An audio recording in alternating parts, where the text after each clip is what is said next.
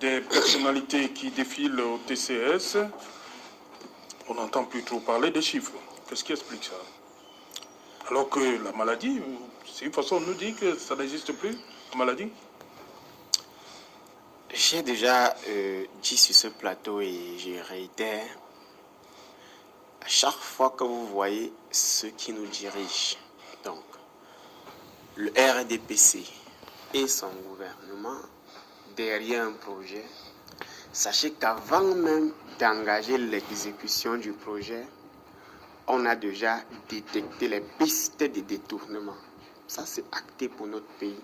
Parce que depuis mon existence, je n'ai jamais vu un projet être réalisé dans ce pays sans être par la suite un sujet de détournement. Je n'ai jamais vu. Que ce soit les fonds Covid, que ça fait. Depuis que je suis né au Cameroun, il n'y a aucun projet qu'on a réalisé sans soupçonner, surtout des projets confiés au gouvernement, aux militants du RDPC, parce qu'ils sont essentiellement à 99%. Tout est sujet à détournement. Pour ce qui est de la Covid-19, sur ce même plateau, nous avons un temps déploré le fait que la lutte contre la pandémie était abandonnée entre les mains du ministre de la Santé publique, toute seule, et qui était le seul à nous apporter les chiffres chaque matin. Mais au fil du temps, puisque aucune riposte de manière, je dirais, scientifique n'a été mise sur pied pour qu'on dise que le Cameroun a éradiqué le coronavirus. Ça dit que ce soit le port des masques, que ce soit le vaccin qui est arrivé par la suite, que ce soit la distanciation sociale, que ce soit même le lavage de mains. Aucune de ces mesures n'était respectée dans les rues camerounaises. Et cela m'amène à poser la question, d'abord, est-ce que les chiffres que le ministre de la Santé publique donnait étaient les vrais chiffres du coronavirus? Ça, c'est la première question. Si la réponse est oui, comment ces chiffres ont pu disparaître au fil du temps après l'enclenchement des enquêtes sur le détournement des fonds? Maintenant, si ces chiffres étaient des chiffres fictifs, à qui profitait le crime, le gonflement des chiffres et l'aménagement des isoloirs dans tous les pays, si, puisque nous ne pouvons pas expliquer qu'un coronavirus qui est fortement contagieux peut disparaître comme ça dans la nature, alors que le peuple n'a rien fait pour stopper. Pour ce qui est du détournement, oui, c'est acté. Il y a eu détournement. Mais ce qui me gêne, c'est la procédure d'imbécilisation de la nation qui consiste, puisque ce n'est qu'après le scandale que nous avons découvert que les fonds étaient les fonds du FMI. Le peuple lui percevait le peu de morceaux de savon et les seaux-maçons qu'on distribuait dans des villages comme le don du chef de l'État. C'est très scandaleux. C'est encore plus scandaleux lorsque le peuple constate par la suite que ce qui est appelé don du chef de l'État est un argent pris au FMI et que l'avenir de la jeunesse hypothéquée parce que cet argent doit être remboursé a été détourné. On a eu un coup de cœur national où nous avons vu certains opérateurs économiques vanter les milliards alloués pour la riposte. On ne parle même plus de ça.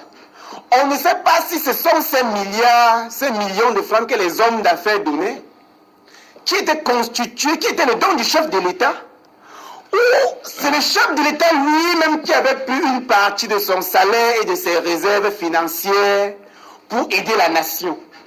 On n'est plus revenu sur le scandale des 4000 sacs de riz de Orca, qui était même derrière le riz parfumé, et que grâce au corona, certains Camerounais allaient découvrir le goût du riz parfumé. Aujourd'hui, le peuple attend le résultat des enquêtes, des auditions. Ça n'arrive pas. On comprend seulement dans les coulisses que tel ministre a été auditionné jusqu'à 2 heures. Mais quelle est la suite des auditions? Parce que je pense qu'un grand scandale comme celui-là... Justice à son rythme. Hein, oui, mais le rythme de la justice, ne doit pas être un rythme qui consiste à faire perdre à la nation le fil du procès. C'est-à-dire qu'on sait qu'il y a détournement. C'est-à-dire que même le Camerounais lambda dans cette histoire du coronavirus peut expliquer les détournements. Je prends le cas des dons du chef de l'État. Je passais dans le village Bawang, c'est le village du président Albert Zonga. J'ai vu placer au marché Bawang 2 sacs de riz avec 6 seaux et 12 morceaux de savon pour le peuple Bawang.